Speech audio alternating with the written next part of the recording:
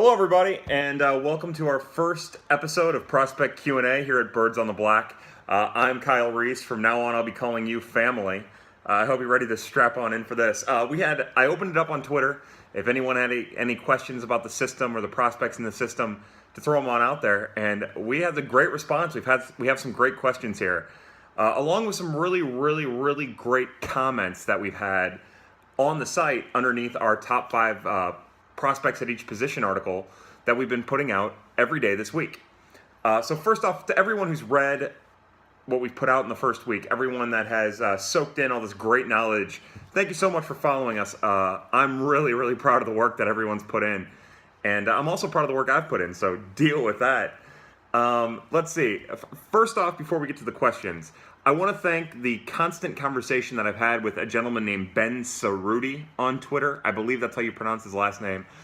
Ben is an intelligent man who I've had the privilege of being able to communicate with on Twitter for quite some time. And we had a great conversation about Carlson and the grades, and I messed up on the grades. I either deleted or did something wrong. Anyways, he helped me clarify that Dylan Carlson I had given a C rating when I meant to give a C+, and he deserves all the credit for picking that out and setting me straight. Aaron Johnson, you've been constantly commenting on the articles, and I appreciate that too. I was going to start with a different question, but I think I'm going to start with your question first. You had asked, would I have rather have had Wisdom or Patrick Voigt? Let me try that again. Would I have rather had Patrick Wisdom or Luke Voigt on the 40-man for this particular Cardinal club? And my answer to that is I don't see why you couldn't have had both of them on the 40-man. Again, the thing with Patrick Wisdom is that he's in 4 years, he's been at 2 levels. He spent 2 years at AA and then 2 more years at AAA. And it took him a second turn to be successful at both. He has power. He can play the corners for sure. He's a really interesting bench bat for sure. And Luke Voigt's the same thing. What I would have preferred in this circumstance is I would have preferred Luke Voigt be given the opportunity to play at Memphis on a regular basis throughout the regular season, while Patrick Wisdom sat on the bench, because I believe that Luke Voigt still has room to improve. Whereas I think Patrick Wisdom, I think his development is complete. I don't think if he would have had 1 more at-bat or 1,000 more at-bats at AAA, he was going to get better, or we were going to learn more about him, where if Luke Voigt had that time, he was going to get better, or at least had the chance to get better.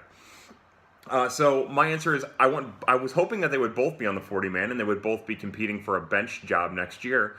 But as we know now, Patrick Wisdom has been kept off the 40-man, so there's a really good chance that he's going to be taken in the Rule 5. And if he ends up passing by the Rule 5, no one takes him, then he'll have a chance next year. And if it came down to the 2 of them, who would I rather want on an active roster? I would like for both of them to be the 25th man on an active roster, but I would rather have Wisdom because there's nothing left for him to do at AAA. Luke Voigt could use a little bit of seasoning. He was lights out before he got the call-up. He deserved the call-up. He deserved the time in the major leagues. But with Matt Carpenter fully entrenched at first base, it's pointless to just have him sit there. Rumor is Luke's working in the outfield this offseason. Probably more than likely another Matt Adams situation. It'd be nice to not have that again. But unlike Matt Adams, at least he's spending the offseason working in the outfield, not just one day in March being thrown out there and then playing in the regular season. The other thing that Aaron asked, he asked about the Cardinals' chances of signing Kevin Metan, which is not how you pronounce that either. I believe the answer to that is no. There's no chance. The Cardinals have $300,000 at max that they can throw at Kevin. And they can dip into next year's pool, but their cap limit for next year is $300,000. So there's a lot of teams out there who are going to be able to offer him more. And he does have a prior relationship with the Cardinals and the Cardinals scouts, but that's not going to sway him to sign with the Cardinals. So, I wouldn't bank on it. If it happens, it's a miracle. One of the other 11 names on that list, they might sign. I wouldn't doubt. I don't know who it is. I haven't spent enough time looking at that list. But look out for that, and almost certainly not with Mr. Maitan. The first question that I want to answer is by Wyatt Waddell, who I believe is how you pronounce your name. Again, I apologize to everyone. I'm going to butcher your names. And his question was, the first prospect to play a regular season game that hasn't already. I love this question. Now, the other thing I want to show you is I just wrote down the questions here. I don't know how this thing works. I haven't written down any answers, statistics. I just wanted the questions, and I wanted to be prepared to answer them kind of off the cuff. So, in my opinion, it comes down to one of three people. It'll either be Dakota Hudson, Tyler O'Neill, or, and it's going to sound crazy, but Darian Gonzalez. And it just depends on what the Cardinals do in the offseason to address the bullpen. I think that it might end up being Darian Gonzalez. Darian did a great job pitching out of the bullpen last year. Granted, it was for Palm Beach. But if he goes to Memphis this year and ends up pitching out of the pen for Memphis and the Cardinals need a quick relief, or the thing with him pitching out of the pen now is it allows him a shorter chance, or it allows him a better chance, rather, to impress in spring training.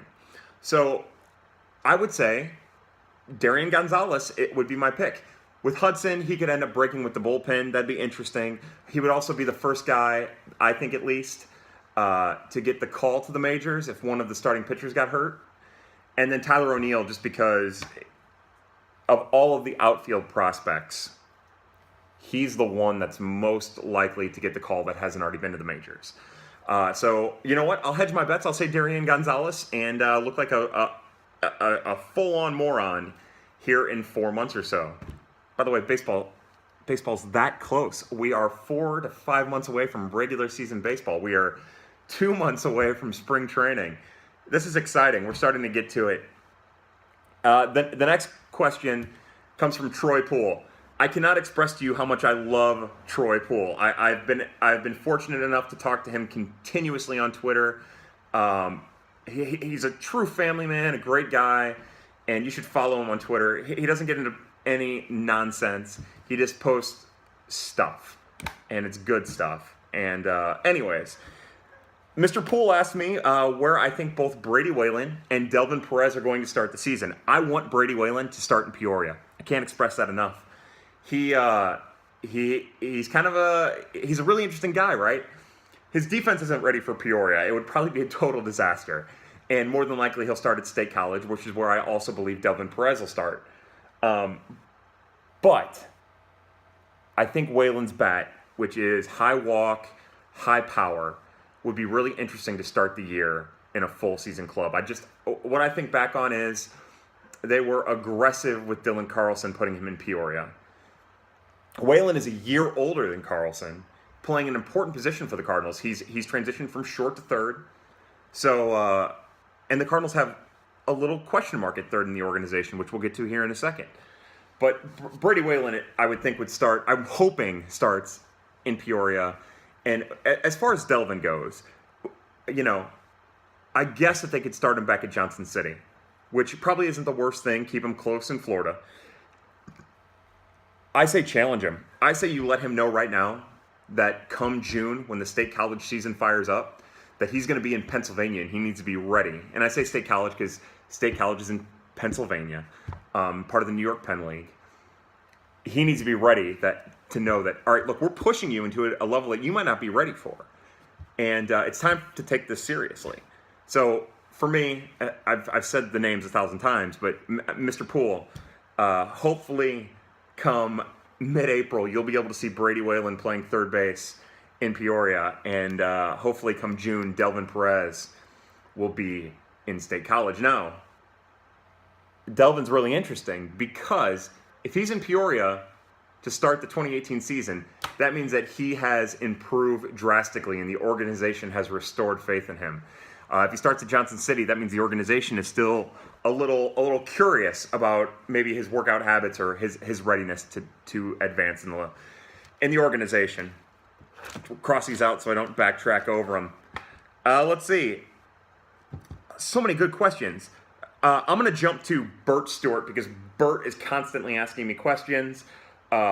He's contributed when Colin Gardner and I over at the Redbird Daily do Prospect to be named later.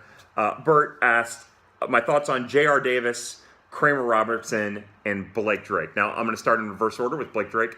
Blake is a really great organizational depth guy who is a really great outfielder with a really great arm. There's been a lot of talk about Oscar Mercado and Magneuris Sierra being top flight defensive outfielders in the organization.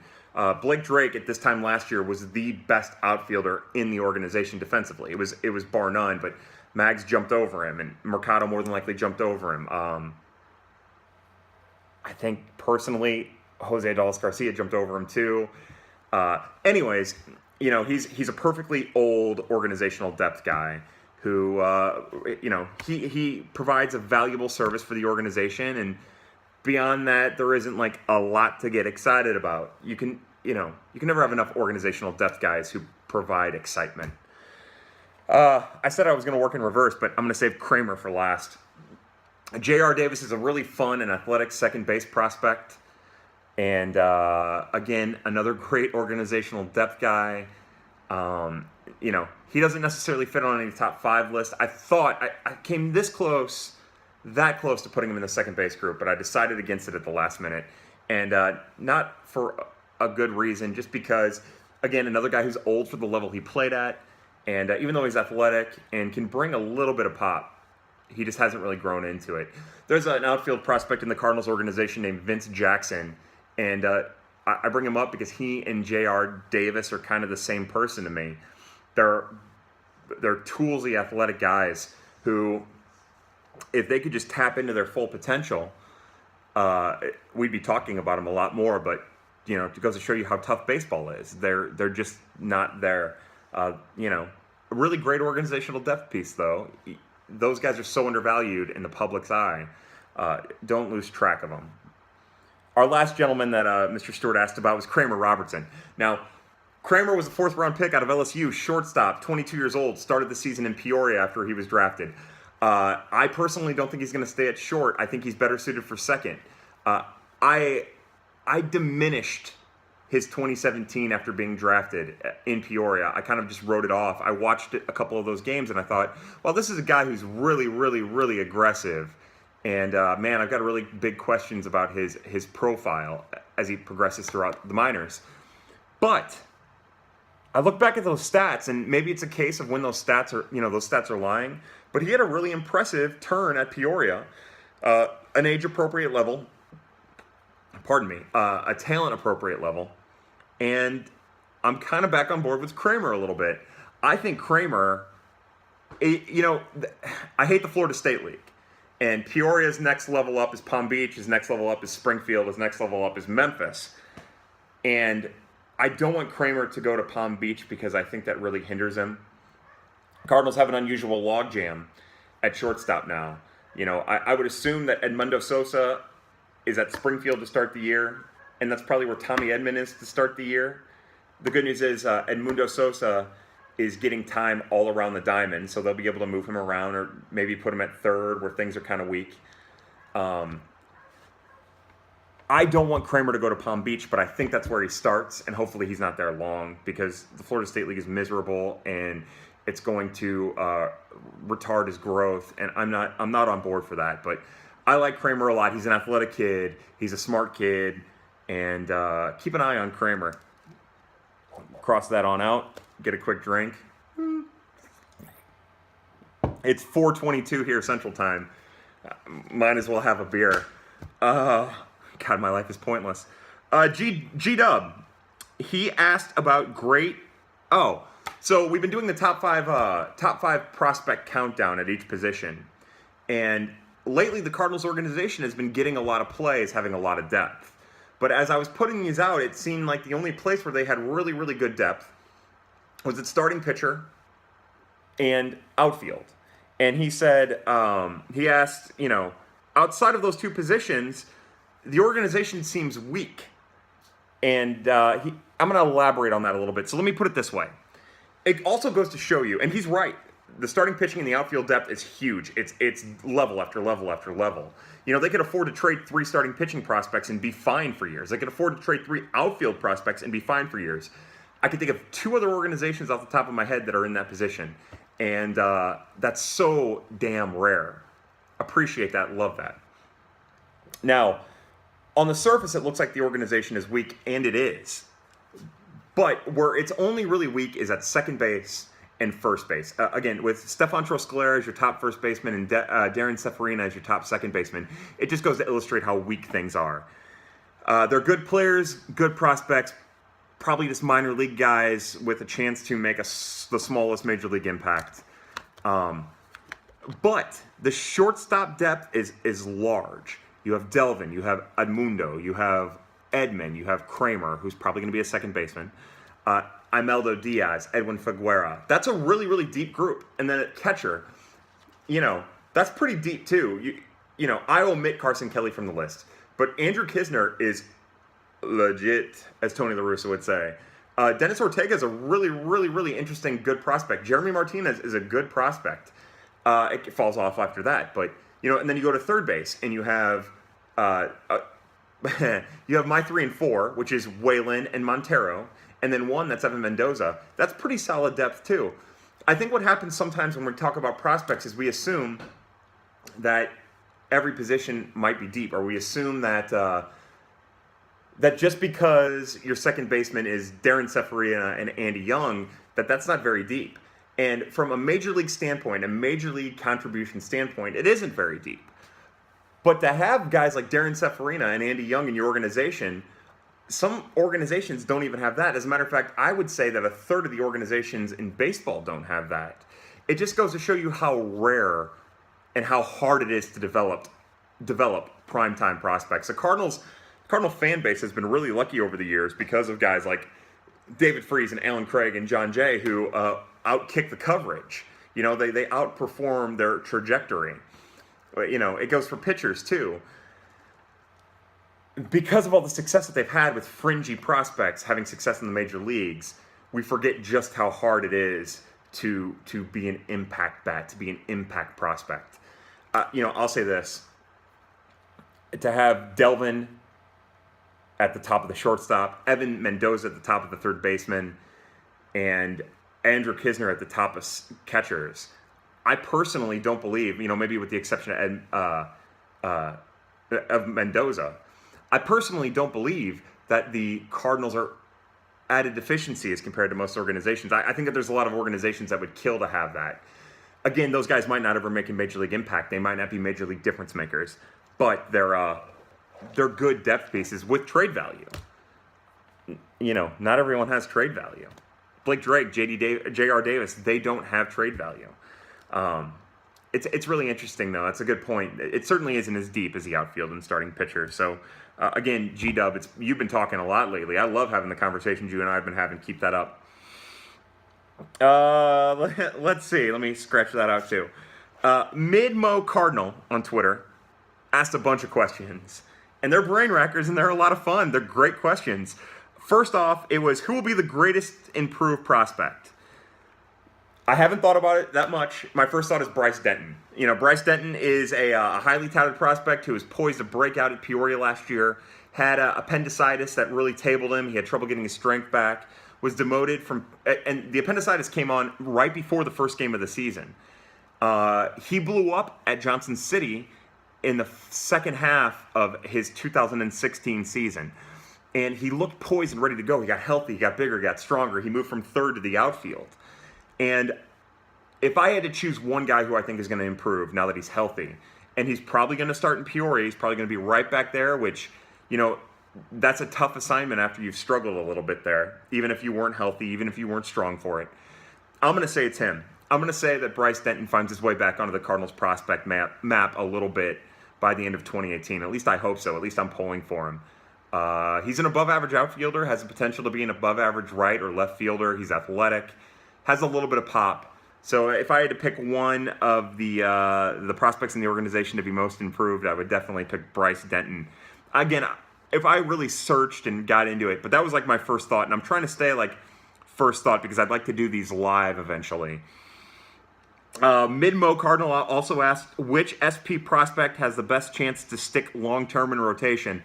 That's Jack Flaherty to me. I think the Cardinals would say Luke Weaver. I think the Cardinals would hope for Alex Reyes, but I think the Cardinals would say Luke Weaver. All indications are that they're really, really high on Luke Weaver. I am too. I love Luke Weaver's, Suck it, Graham. I hope you're watching this. Um, who else is Graham? Not only suck it about you know who to suck it about. Forget it. But I think it's Jack Flaherty in the rotation. He's just, he has a great repertoire. He's young. He's so much like Adam Wainwright and Chris Carpenter to me. He just needs to polish that stuff out. He just turned 22. He'll spend all of 2018 at the age of 22. You can't beat that. And then Midmo Cardinal fan also asked, who do I think of all the prospects, which one has the best chance of being a lineup fixture? And that's a tough one. My first thought was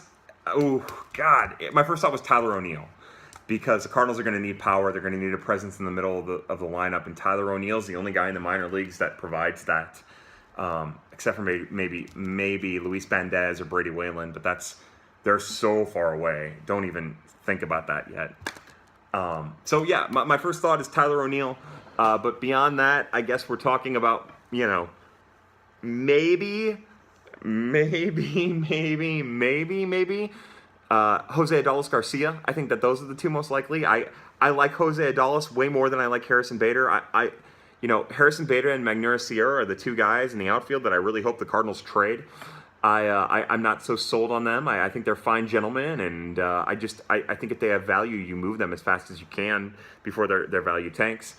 So I guess I would say I'm hoping that one of them's Tyler O'Neill, but I think more than likely it's Jose Adolis Garcia. I think Jag profiles as a major leaguer. Another guy who's been a pleasure to talk to, who seems like a fine modern gentleman in the words of old Greg, is Friggin' Cards. You gotta love that handle.